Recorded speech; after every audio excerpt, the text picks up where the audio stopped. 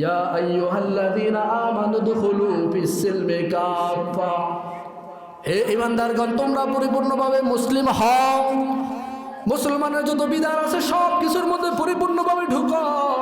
ওয়ালা তাত্তাবিউ খুতুওয়াতিশ শাইতান, এবং শয়তানের পদাঙ্ক অনুসরণ করো না। শয়তানের পথের মধ্যে তোমরা চলো না। শয়তান তোমাদের সামনে দুনিয়ার যত সহজ সরল যত 2 নম্বরে জিনিসগুলো আছে, খারাপ দিকগুলো আছে, হারাম দিকগুলো আছে, এগুলাকে একেবারে সৌন্দর্যমণ্ডিত করে সুসজ্জিত করে তোমাদের সামনে পরিবেশন করে। তোমরা তো মনে করো কত সুন্দর, কত আরাম, কষ্ট ক্লাস তেমন নাই, হালকা পরিশ্রমে কোটি কোটি টাকার মালিক হওয়া যায়, কত সহজ পদ্ধতি, এরকম তোমরা মনে করে সেগুলোর দিকে তোমরা দাবিত হইতেছ। আল্লাহ তাআলা বলে দেয়, না না, ওয়ালা তাত্তাবিউ খুতুওয়াতিশ শাইতান, তোমরা শয়তানের পদাঙ্ক অনুসরণ করো না। ইন্নাহু লাকুম আদুউম মুবিন, শয়তান হলো তোমাদের সবচেয়ে বড় শত্রু। तौहीद की अमानत सीनों में है हमारा, ऐसा नहीं मिटाना नामो निशान हमारा। मोहम्मद ने आकर कुफ्र को मिटाया, कुफ्र को मिटाकर सदाकत बताया। बलगल उला बिकमालिही कशफ दुजा बिजमालिही, हसनत जमीअ खसालिही, सल्लु अलैहि व आलिहि। अल्हम्दुलिल्लाह, মহান রব্বুল আলামিনের দরবারে লাখো কোটি শুকরিয়া জ্ঞাপন করছি যে রব্বুল আলামিন আমাদেরকে প্রতি জুমাহের ন্যায় এই জুমাহের দিনেও সপ্তাহের শ্রেষ্ঠ দিন সাইয়্যিদুল আইয়াম ইয়াউমুল জুমাতে জুমার নামাজ আদায় করবার উদ্দেশ্যে পবিত্রতম জায়গা আল্লাহর ঘর মসজিদে আগে আগে আসার বসার দিনই কিছু কথা শুনবার সুযোগ করে দিলেন। এই জন্য মহান মালিকের দরবারে শুকরিয়া আদায় করে জোরে সোরে বলি আলহামদুলিল্লাহ। মুহতারাম হাজিরিন, আজকে আমরা কোরআন কারীমের সূরাত বাকারার অত্যন্ত প্রসিদ্ধ একটা আয়াত 208 নম্বর আয়াত, এই আয়াত থেকে কিছু কথা শুনব। আল্লাহ তাআলা যেন আমাদের সবাইকে মানা এবং আমল করার তৌফিক দান করে, সবাই পড়ি আমিন। মুহতারাম হাজিরিন, আয়াতের মধ্যে আল্লাহ তাআলা আমাদের সকল মুমিন বান্দা বান্দীদেরকে উদ্দেশ্য করে বলেন, ইয়া আইয়ুহাল্লাযীনা আমানু দুখুলু ফিস-সিলমি কাফা, যে হে ঈমানদারগণ তোমরা ইসলামের মধ্যে পরিপূর্ণরূপে দাখিল হও, ইসলামের মধ্যে পরিপূর্ণরূপে প্রবেশ করো। তো এখানে কথা হইল আল্লাহ তাআলা একই তো ডাক দিতেছেন, হে ঈমানদারগণ মুমিন বান্দা বান্দিগণ, আবার বলতেছেন ইসলামের মধ্যে প্রবেশ করার কথা। তার মানে আল্লাহ বুঝাইতে চান যে শুধু কালিমা পড়লেই মুসলমান হওয়া যায় না, মুসলমান হইতে হইলে মুসলমানিয়ত অর্জন করা লাগে, ইসলামের বিধিবিধানগুলো পরিপূর্ণভাবে পালন করা লাগে, তাহলেই মুসলমান হওয়া যায়। নতুবা আমরা যারা ওয়ারিস সূত্রে মুসলমান হয়ে গেছি, দাদা মুসলমান ছিল তো বাবাও মুসলমান হইছে, বাবা মুসলমান ছিল তো আমিও মুসলমান, আমার সন্তানও মুসলমান, এই নামকাওয়াস্তে মুসলমান যারা, নামকাওয়াস্তে ইমানদার যারা, তাদেরকেই আল্লাহ তাআলা উদ্দেশ্য করে বলেন, হে ইমানদারগণ তোমরা আবার পরিপূর্ণরূপে ইসলামের মধ্যে প্রবেশ করো। কারণ ইসলামকে আমরা নিজের মন মতন করে বানিয়ে নিয়েছি। ইসলামের মৌলিক যে বিধানগুলা, মৌলিক যে বিষয়গুলা, এগুলা যদি আমরা জানতে চাই তাহলে আমাদের সামনে এসে যায় ইসলামকে প্রথমত 5টা ভাগে ভাগ করা যায়, একেবারে বেসিক লেভেলে যেগুলো। তার মধ্যে একটা হলো আকায়েদ, আকীদা, বিশ্বাস। আকীদা, বিশ্বাস এগুলা মুসলমানের, মুমিনের দুনিয়ার কোনো বস্তুর উপর, দুনিয়ার কোনো মাখলুকের উপর হবে না, একজনের হবে। তিনি কে? আল্লাহ। আল্লাহর উপর পূর্ণ বিশ্বাস রাখতে হবে। আল্লাহ যেহেতু আমাদেরকে সৃষ্টি করেছেন, তাহলে আমাদের রিজিকের ফয়সালাও কিন্তু ওনার হাতে, দুনিয়ার কোনো মাখলুকের হাতে না। সর্বক্ষেত্রে শুধু এক রিজিকেই না, আমার ভালো মন্দ, সুখ দুঃখ, বিপদ আপদ সব কিছু দুনিয়ার কোন আসবাব থেকে আসে না, এগুলো সব কিছু আল্লাহ তাআলার পক্ষ থেকেই আসে। আমাদের সমাজে একটা প্রচলন আছে, অনেক মানুষ মনে করে যে আমি যখন সকালে বের হই, গাড়ি নিয়ে বের হই, সামনে যদি বিড়াল পড়ে তাহলে মনে করি যে দিনটা মনে অশুভ হবে। এগুলা কেউ যদি বিশ্বাস করে, শিরক, এ বিশ্বাস করা যাবে না। আবার অনেকে মনে করে সকালবেলা ঘুম থেকে ওইটা যদি কাকের আওয়াজ শোনে মনে হয় কোন আত্মীয় স্বজন মারা যাবে। এগুলা কেউ যদি বিশ্বাস করে তাহলে তার ঈমান চলে যাবে। তার মানে ভালো মন্দ, সুখ দুঃখ, হায়াত মরণ সব কিছু আল্লাহ তাআলার পক্ষ থেকে হয়, এই বিশ্বাস একজন ঈমানদার, একজন মুমিনের অন্তরে বদ্ধমূল থাকা লাগবে, এর বাহিরে যাওয়া যাবে না। তার মানে আকীদার যত ধরনের মাসাইল আছে সব ক্ষেত্রে বিশ্বাস স্থাপন করতে হবে একমাত্র আল্লাহর উপর। এরপরে 2 নম্বর যে বিষয় সেটা হলো ইবাদত। আমরা প্রথমত আমাদের আকীদা পরিশুদ্ধ করে ইবাদত বন্দেগী যা আছে সব কিছু একমাত্র আল্লাহ তাআলার জন্যই করা লাগবে। নামাজ, রোজা, হজ, যাকাত, যত ধরনের ইবাদত আছে সব কিছু দুনিয়ার কোনো মাখলুকের জন্য করা যাবে না, আল্লাহ তাআলার জন্যই করতে হবে। এরপরে 3 নম্বর হইল মুআমালাত, যেগুলোকে বলা হয় লেনদেন, বেচা কেনা, এগুলোও কিন্তু হালালভাবে করা লাগবে। শুধু আমরা আকাইদা আল্লাহর উপর করে বসে রইলাম, নামাজ রোজা করলাম, কিন্তু আমার লেনদেন ভালো না, তাহলে আমি পরিপূর্ণ মুসলমান হতে পারবো না। এরপরে 4 নম্বর হলো মুআশারাত, যেগুলো হলো আচার ব্যবহার। আমার আচার ব্যবহার কেমন হবে এটাও ইসলামের মধ্যে দিয়ে দেওয়া হয়েছে। আমরা তো অনেক মানুষ জানিই না, আমরা মনে করি যে 5 ওয়াক্ত নামাজ পড়ি তো আমি মুসলমান। না, শুধু এই 5 ওয়াক্ত নামাজ পড়লেই যে মুসলমান এর মধ্যে সীমাবদ্ধ নয়, বরং নামাজের পাশাপাশি বেচা কেনা কেমন এটাও ইসলামের গণ্ডিতে হতে হবে। আচার ব্যবহার কেমন এটাও ইসলামের ভিত্তিতে হতে হবে, তাহলেই না পরিপূর্ণ মুসলমান হওয়া যাবে। এরপরে 5 নম্বর যেটা হলো সেটা হলো আখলাক। আল্লাহ তাআলার পক্ষ থেকে বলে দেওয়া আছে যে আখলাক কেমন হওয়া লাগবে। আখলাককে শিক্ষা দেওয়ার জন্যই তো আল্লাহ রাসূলকে আল্লাহ তাআলা পাঠাইলেন।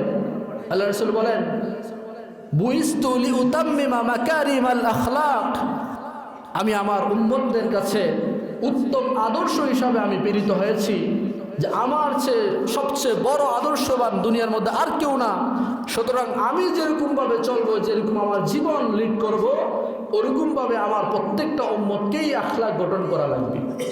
আল্লাহ রাসূলের নির্দেশনা।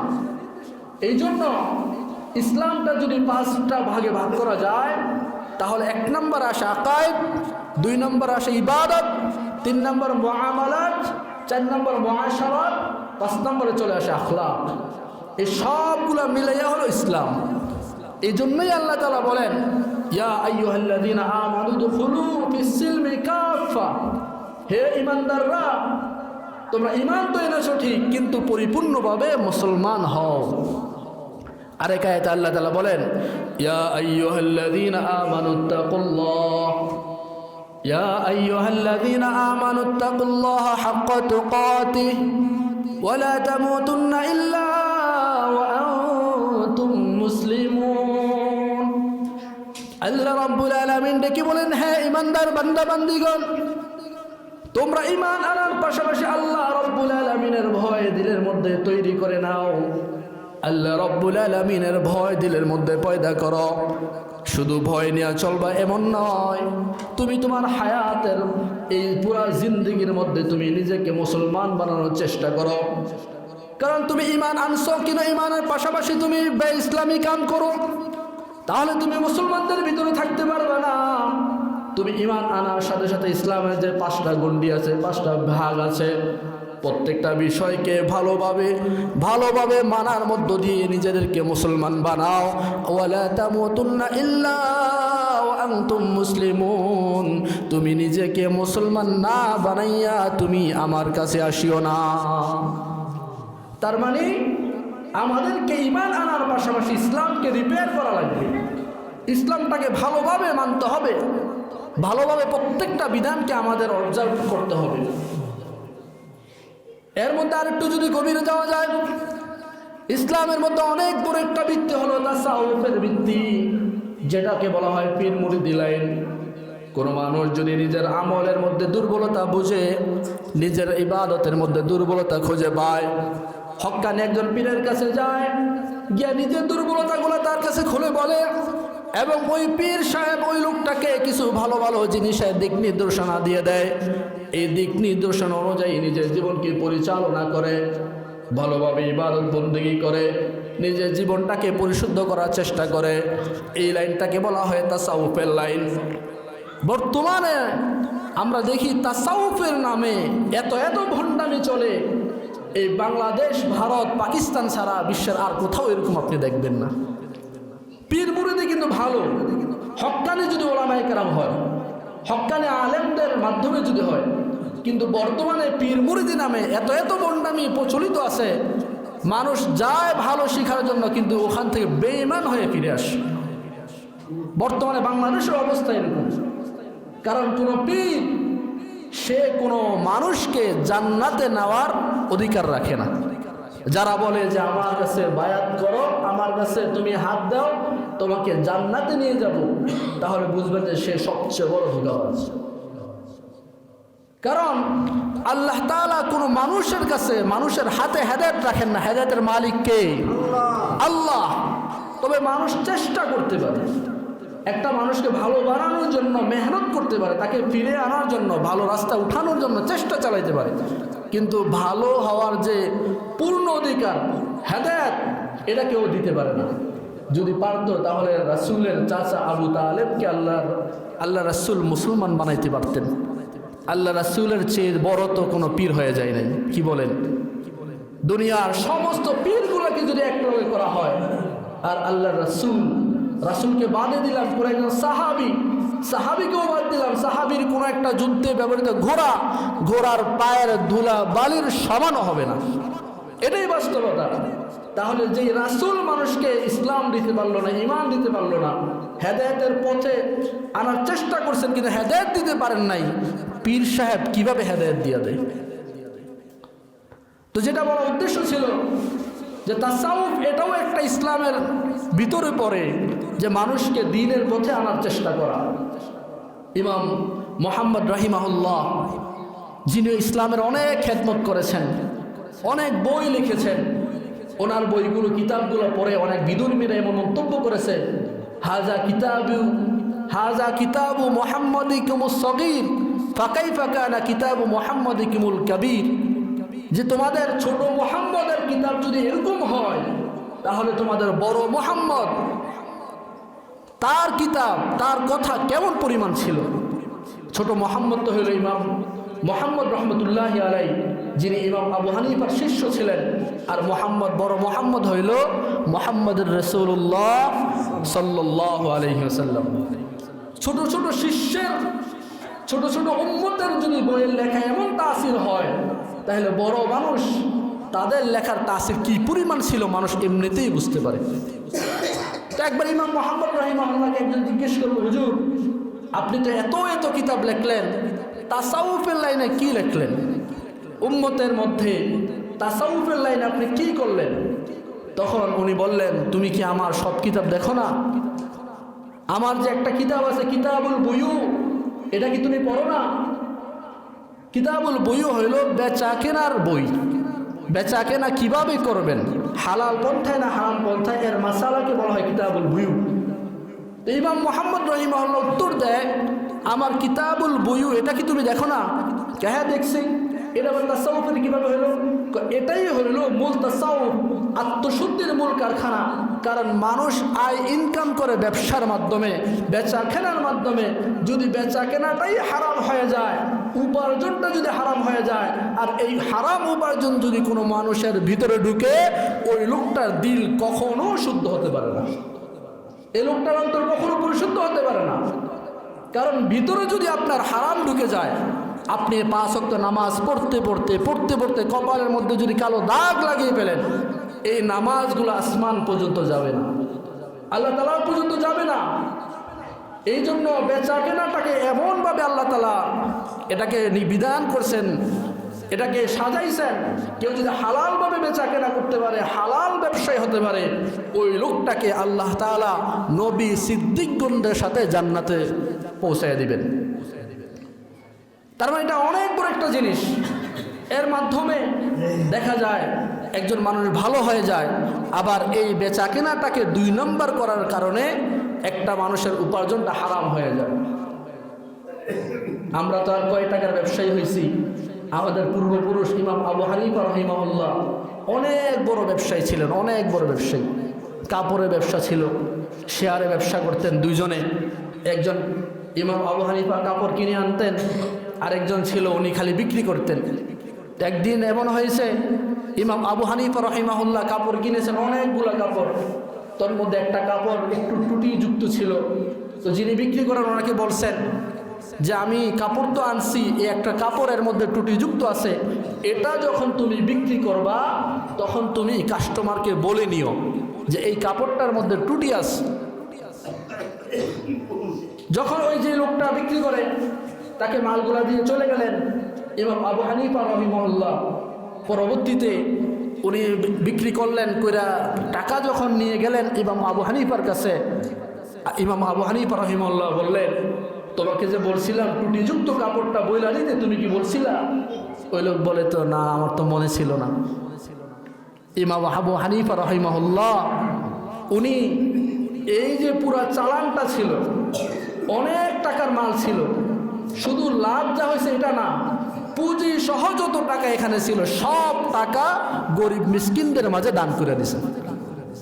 একটু চিন্তা করে দেখেন, অনেক টাকার ব্যবসা, অনেক টাকার সম্পদ, তোর মধ্যে শুধু 1 টাকা পর একটু ত্রুটি ছিল, এটা না বইলা দেওয়ার কারণে সব টাকা দান করে দিয়েছেন।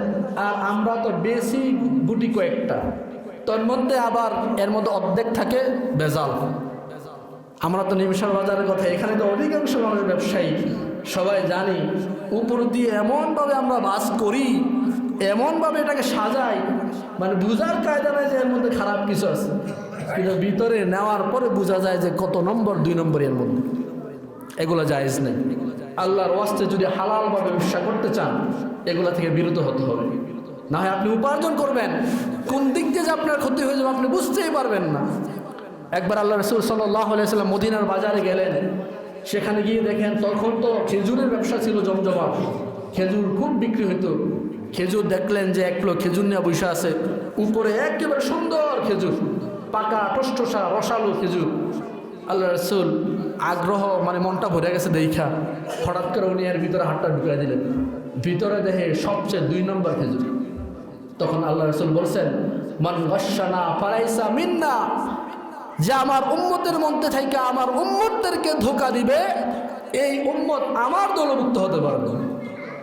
যেখানে রাসূলের ধমকি আছে সেই জায়গায় এরকম 2 নম্বরই ব্যবসা করলে আপনি জান্নাতি হয়ে যাবেন।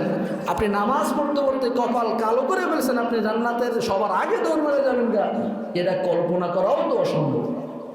এই জন্য ব্যবসাটাকে ইমাম মুহাম্মদ রাহিমাহুল্লাহ বলেছেন, এটা হলো আত্মশুদ্ধির মূল, এটা হলো মূলের মধ্যে। কেউ যদি ব্যবসাটাকে হালাল করতে পারে, তাহলে আশা করা যায় অন্যান্য উপার্জন তার হালাল হয়ে যাবে, অন্যান্য জায়গায় সে ভালো হয়ে যাবে, এটা একটা আশা করা যায়।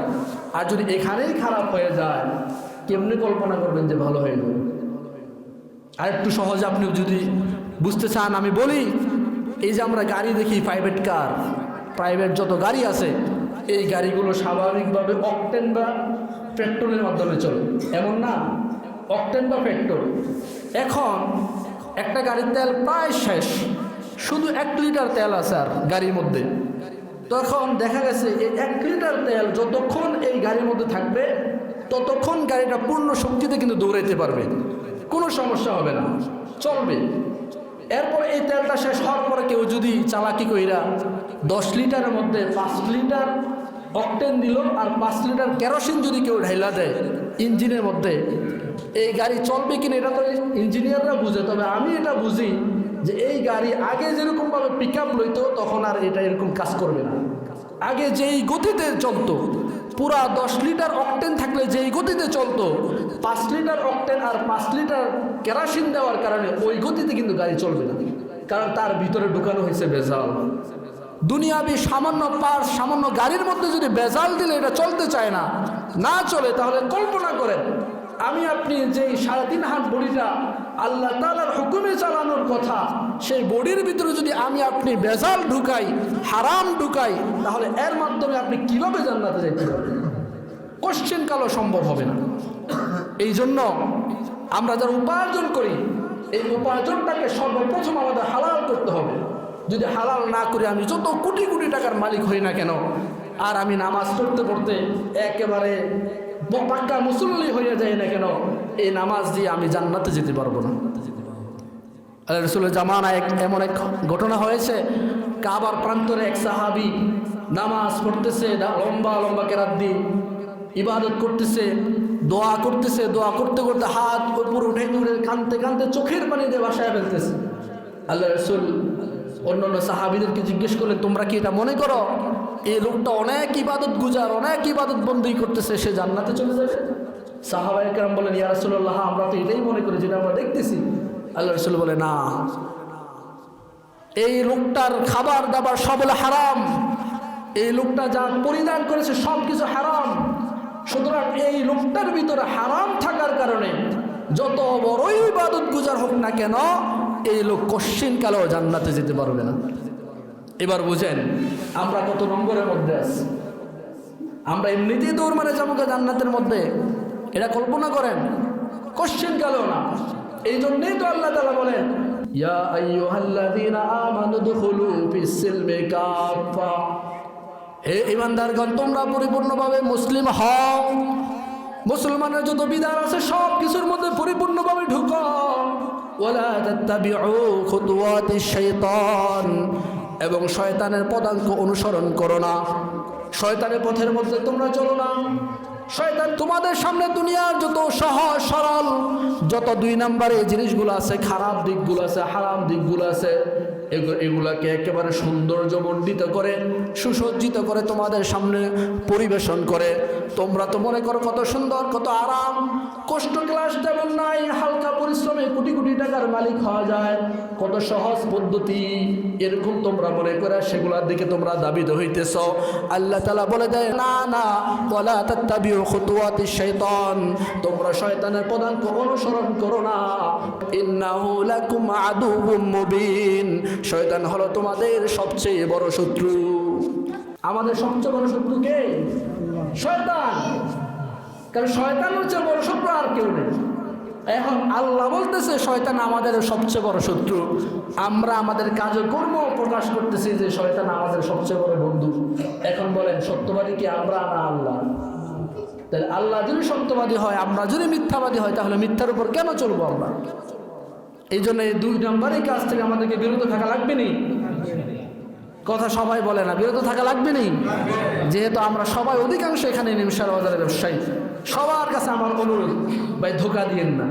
আপনি হয়তো 5 টাকা ধোকা দেবেন, কোন দিক দিয়ে আপনার 50,000 টাকা চলে যাবে আপনি বুঝতেও পারবেন না। আল্লাহ তাআলার নিজাম। আপনি হয়তো মনে করতেছেন যে আপনি লাভ হইতেছে, চলতেছেন দিব্যি, খুব ভালো চলতেছেন, কোন দিক দিয়ে যে চলে যাবে আপনি বুঝতে পারবেন না। কারণ আল্লাহ তাআলা বলে দেয় যে মানুষ শয়তানের অনুসরণ কইরা সে যত বড় কোটিপতি হোক না কেন, এটা আল্লাহ তাআলা সহ্য করে নিতে পারেন না। এই জন্য তো বলা হয় লা তাআতা লিমাখলুকিন ফি মাসিয়াতিল খালিক, আল্লাহ তাআলার নাফরমানি কইরা অন্য কোনো মাখলুকের তুমি সন্তুষ্ট অর্জন করবা, এটা আল্লাহ তাআলা কশিন কালো মেনে নেবেন না। এটা কখনো মানবে না। এই জন্যই তো আল্লাহ তাআলা বলেন যে তুমি মুমিন হয়েছো ঠিক আছে, পরিপূর্ণরূপে ইসলামের মধ্যে দাখিল করো। এই আয়াতটা আল্লাহ তাআলা একটা পরিপ্রেক্ষিতে নাজিল করেছেন, খুব সংক্ষেপে আমি বলে দেই। সেটা হলো হযরত আব্দুল্লাহ বিন সালাম রাদিয়াল্লাহু আনহু, উনি আগে ছিলেন ইহুদি, পরবর্তীতে উনি মুসলমান হয়েছেন। তো ইহুদি আর মুসলমান এটা কোনো এক না, দুটা ভিন্ন ধর্ম। তো ইহুদি থেকে উনি মুসলমান হয়েছেন। মুসলমান হওয়ার পর উনি অনেক বড় ইহুদি আলেম ছিলেন, তাওরাতের পণ্ডিত ছিলেন। উনি একটা জিনিস খেয়াল করলেন, ইহুদি ধর্মের মধ্যে উটের গোস্ত খাওয়া হারাম ছিল, অবৈধ ছিল। আর মুসলিম ধর্মে, ইসলাম ধর্মে উটের গোস্ত খাওয়া কি বৈধ, হালাল। আবার আরেকটা বিধান, ইহুদি ধর্মের মধ্যে শনিবার দিন মাছ শিকার করা, মাছ ধরা এটা অবৈধ ছিল, হারাম ছিল। আর মুসলমান ধর্মে সব দিনে মাছ ধরা হালাল, কোনো সমস্যা নেই। তো এখন আব্দুল্লাহ বিন সালাম রাদিয়াল্লাহু আনহু উনি মনে মনে চিন্তা করলেন, আমি তো মুসলমান, আমি তো অবশ্যই উটের গোস্তকে হালাল মনে করি, তবে আমার আশেপাশে যেহেতু সবাই ইহুদি, আমি আর এটা তাদের সামনে খাইলাম না। কারণ খাইতে গেলে দেখা যায় তারা আমার প্রতি বিরক্ত বোধ করবে, অথবা আমার প্রতি ভিন্ন ভিন্ন একটা কুদৃষ্টি দিবে, বা আমাকে অত্যাচার যাই হোক এরকম কিছু করবে। তো আমি এটাকে হারাম মনে করব না, বরং তাদের সামনে আমি খাবো না। এই একটা মনস্থ করলেন। আবার শনিবার দিন মাছ ধরা এটা ইসলামে জায়েজ, কিন্তু না ধরা তো আবার হারাম না। সুতরাং আমি শনিবারে মাছ ধরলাম না, অন্য দিন মাছ ধরলাম, এরকম একটা নিজে নিজে মনে মনে একটা চিন্তা করলেন। তখন এই প্রেক্ষিতে আল্লাহ তাআলা আয়াত নাজিল করলেন যে তোমরা যখন ভিন্ন ধর্মে ছিল তখন ভিন্ন ধর্মের মাসালা ঠিক আছে, যখন মুসলমান হয়ে যাবে তখন ভিন্ন ধর্মের কোনো জিনিসকে তোমাদের ভিতরে আশ্রয় প্রশ্রয় দেওয়া যাবে না।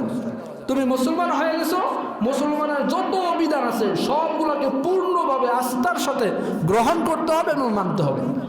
তা আমি যেটা বলতে চাই, একটু কল্পনা করেন, সাহাবী আব্দুল্লাহ ইবনে সালাম রাদিয়াল্লাহু আনহু এই উটের গোশত খাওয়াকে হারাম মনে করেন না, হালালে মনে করতেন, কিন্তু ওই তাদের সামনে খাওয়াকে একটু অন্যরকম মনে করতেন যে আমি পরে খাবো, তাদের সামনে আমি খাবো না। একটু খালি 19-20 হয়েছে, 19-20ও ধরা যায় না, 19.5 ধরা যায়। এর মধ্যে আল্লাহ তাআলা আয়াত নাজিল করে দিয়েছেন। আর আমরা যারা আমাদের প্রত্যেকটা পদে পদে, আমাদের প্রত্যেকটা মুহূর্তে মুহূর্তে বিজাতীয় ইহুদি খ্রিস্টানদের অনুসরণ করে করে চলতেছি, চিন্তা করেন আমরা কত লেভেলে গিয়ে ঠুকছি, কত নম্বরে গিয়ে আমরা ঠেকছি। যেটা সামান্য একটু মন রক্ষা করে চলা আল্লাহ তাআলা সহ্য করেন না, সাথে সাথে আয়াত নাজিল করে দিয়েছেন। আর আমরা প্রত্যেকটা পদে পদে ইহুদিদের অনুসরণ করি। প্রত্যেকটা পদে পদে আমাদের অনেক যুবকরা ইহুদি খ্রিস্টান, অনেক খেলোয়াড়ের কাটিংয়ে মাথার চুল কাটে, অনেক কিছু করে, অভাব নাই। এই একটু চিন্তা করে দেখেন আমরা কত লোভে লেগেছি। অথচ আল্লাহ তাআলা বলেন, ওয়ালান তারদুল ইয়াহুদ ওয়ালান তারদু আনকাল ইয়াহুদ ওয়ালান নাসারা, যে তুমি যত বেশি তাদেরকে অনুসরণ করো না কেন, কোন একজন ইহুদি, কোন একজন খ্রিস্টান কশ্চিন কালো তোমার প্রতি সন্তুষ্ট হবে না। হাত্তা তাত্তাবিআ মিল্লাতাহুম, যতক্ষণ না তুমি ইহুদি হয়ে যাবা, যতক্ষণ না তুমি খ্রিস্টান হয়ে যাবা, যতই তাদেরকে তুমি অনুসরণ করো, কশ্চিন কালো তারা তোমার প্রতি সন্তুষ্ট হবে না। তাহলে আমরা কাদেরকে খুশি করার জন্য এত কিছু করি?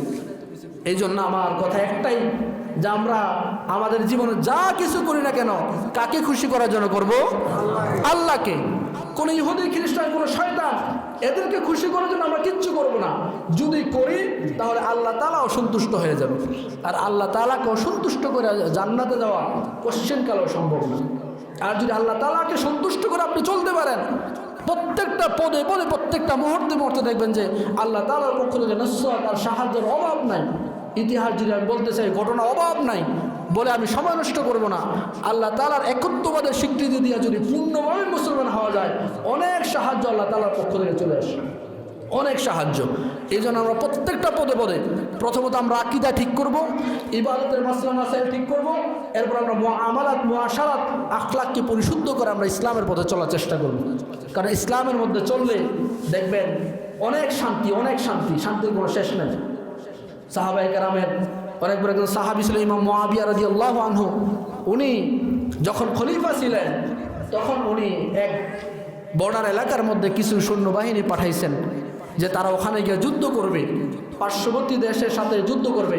তো ওই পার্শ্ববর্তী লোক তার একটু দুর্বল ছিল, দুর্বল থাকার কারণে তখন ইমাম মুয়াবিয়া আর ওই পার্শ্ববর্তী দেশের সাথে একটা চুক্তি হয়েছিল যে নির্দিষ্ট একটা সময় পর্যন্ত এখানে যুদ্ধ করা যাবে না, সময় শেষ হলে যুদ্ধ করতে পারবেন।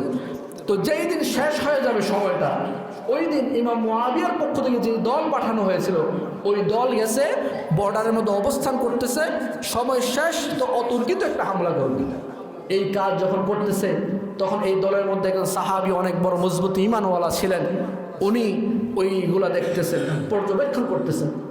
এরপর হঠাৎ করে যখন সময় শেষ হয়ে গেল, ওই সাহাবায়ে কেরাম যুদ্ধ করার জন্য প্রস্তুতি নিতেছে, যদিও বৈধ ছিল, যেহেতু টাইম শেষ, এখন তো যুদ্ধ করা বৈধ, বৈধ থাকার পরেও যেহেতু অতর্কিত হয়ে যায়, ওই সাহাবী ডাক দিয়ে বলে, হে সাহাবীকেরা, তোমরা দাঁড়াও, তোমরা যুদ্ধ করো না, তোমরা থামো।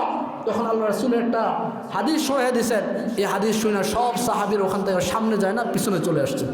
দেখেন সাহাবায়ে কেরামের ভিতর কিরকম মজবুত ছিল, তারা যুদ্ধ করতে চায় না, তারা মানুষের মন ক্ষুণ্ণ হবে, এবং কি যদিও বৈধ তারপরেও তো তারা অতর্কিতভাবে হয়ে যায়, এই জন্য তারা যুদ্ধ করে না। আর আমাদের সমাজ বা আমাদের দিকে একটু কল্পনা করে দেখেন, অনেক মানুষকে আমরা দুর্বল পাইয়া, একদম সহজ সরল পাইয়া, যদিও তার মাধ্যমে আমি এটা আদায় করা আমার জন্য বৈধ, কিন্তু আমি যে তাকে কোপ দিতেছি, তার উপর আমি যে একটা হামলা করতেছি, এটা তার মনটা পাইয়া দিতেছে। এরকম পরিস্থিতির মাধ্যমে অনেক মানুষ দেখা যায় যে ওই সহজ সরল মানুষদেরকে ধোঁকা দিতে একটু কুণ্ঠাবোধ করে না। অনেক দেখা যায় সহজ সরল মানুষদেরকে একেবারে আঘাত করে, কথার মাধ্যমে হোক, যে কোনোভাবে হোক, অনেক লাইন হতে পারে, যে কোনো লাইনে হোক, এমনভাবে আঘাত করে, যদিও বৈধ ছিল, কিন্তু তারপরে এটা পশ্চিমকালেও না, কারণ এর মাধ্যমে মানুষের মন ভেঙে যায়। দেখেন সাহাবায়ে কেরামের জীবন আর আমাদের জীবন কত আকাশ পাতাল। আমরা সাহাবীওয়ালা জীবন অর্জন করতে পারি না, কারণ আমরা পরিপূর্ণ মুসলমান হতে পারি না। হয়তো আমরা ইমানদার হয়ে গেছি, ইমান নিয়ে আসছি, ইমান ওয়ালা হয়ে গেছে, কিন্তু ইমানকে আমরা রিপেয়ার করতে পারি না, এটাকে মজবুত করতে পারি না।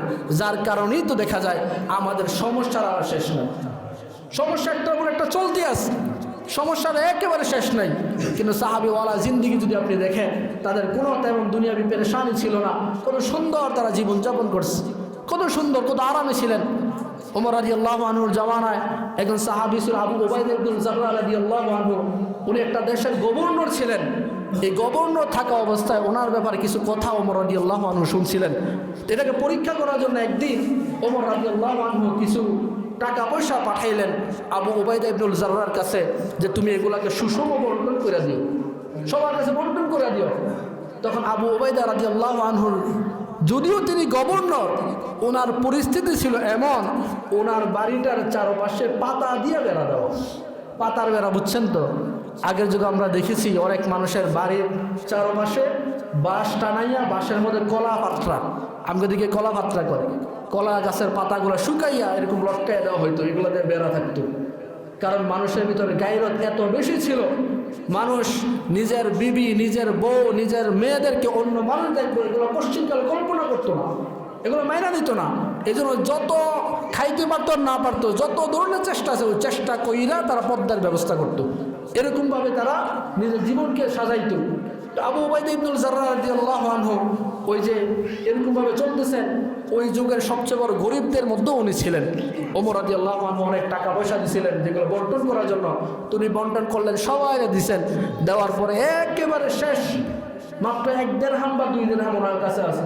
এমন সময় স্ত্রী বলতেছে, তুমি তো সবে বিলাইয়া দিলা, আমাদের তো খাবারের আজকে 2-3 দিন চুলা জ্বলে না, আমাদের জন্য তো কিছু রাখতে পারতো। দেখেন কোন মুহূর্তে একেবারে নাই, উনিও কিন্তু নিঃস্বের কাতারে। তো ওই মুহূর্তে উনি বলছেন, ঘরে যেহেতু চুলা জ্বলে না, না ওইগুলো নেন, ওই মুহূর্তে এগুলো দিলেন। এই একটা আচরণ ওমর রাদিয়াল্লাহু আনহুর কাছে যখন গেলেন, তখন ওমর রাদিয়াল্লাহু আনহু আল্লাহর কাছে এত বেশি শুকরিয়া আদায় করলেন, ওগো আল্লাহ, তোমার রাসূল তো চলে গেছে, এরপর ওমর, এরপর আবু বকরের জামানা চলে গেছে, এই ওমরের জামানায় এখনো পর্যন্ত যে ইসলাম এমনকি ইনসাফ টিকে আছে, তোমার কাছে হাজার শুকরিয়া। আর বর্তমানে আমরা যদি সামান্য একটু পাতি নেতা হইতে পারি, আঙ্গুল ফুলে কলা গাছ, কি একটা অবস্থা। অনেকে তো একদল তো গেছে, আরেক দল তো আসবে না, আসতেই যান, যেমনি খাবলা খাবলি শুরু হয়েছে, ভবিষ্যতে যে কি হয় বলা যায় না।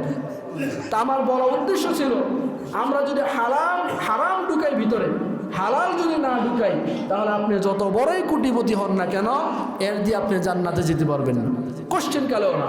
এই জন্য হারাম এগুলা খুব স্পষ্ট। এগুলা থেকে নিজেদের ভিতরে একটা জাগ্রত বোধ করতে হবে যে আমি হারামের পথে চলবো না, আমি হালালের পথে চলবো। যদিও আমার অল্প হইলেও হালালের মধ্যে আরাম, আর হারামের মধ্যে বেআরাম, আরাম নাই। এই জন্য হালালভাবে উপার্জন করতে চেষ্টা করব। আর একটা বিষয় খুব সহজ, যেটা আমাদের সমাজের মধ্যে সবচেয়ে বেশি প্রচলিত, না কইলেই নয়, হয়তো আমরা আগেও বলেছিলাম, এই যে জমিন বর্গাদের বন্ধকের একটা সিস্টেম আমাদের প্রায় সবাই করে।